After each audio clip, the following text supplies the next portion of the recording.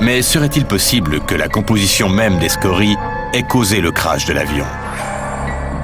Je vais allumer les scories en me servant d'une soudeuse à l'arc. C'est ce qui aurait pu se produire à bord du B-25. Attention.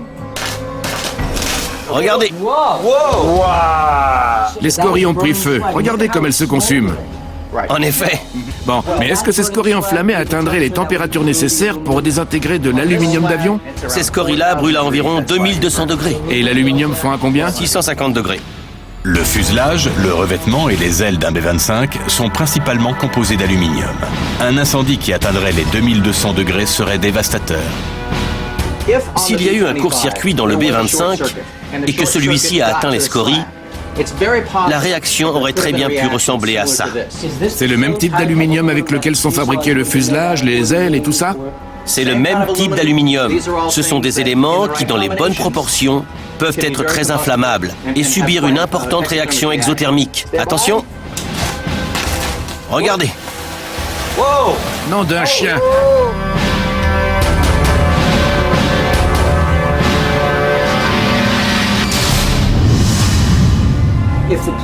Si l'avion transportait des scories et qu'un feu électrique atteignant les 2200 degrés s'était déclaré, voici ce qu'il resterait du fuselage.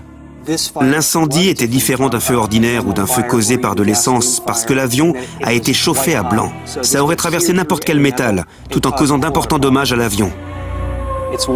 C'est une chose d'émettre une hypothèse, et c'en est une autre de voir le résultat de ses propres yeux. Les scories sont inflammables. Elles peuvent se consumer et provoquer une explosion capable de brûler du métal et être en cause dans le crash d'un B-25. Donc, une des éventualités, c'est que des débris d'OVNI ont pu causer cet accident.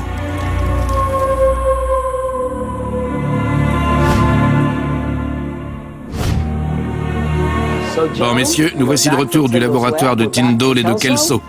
Même si on n'a pas obtenu le droit d'excaver l'épave, on a tout de même réussi à obtenir une bonne quantité de débris. Et on a des raisons de croire qu'un incendie a eu lieu, que c'est une possibilité à considérer dans le crash de cet avion.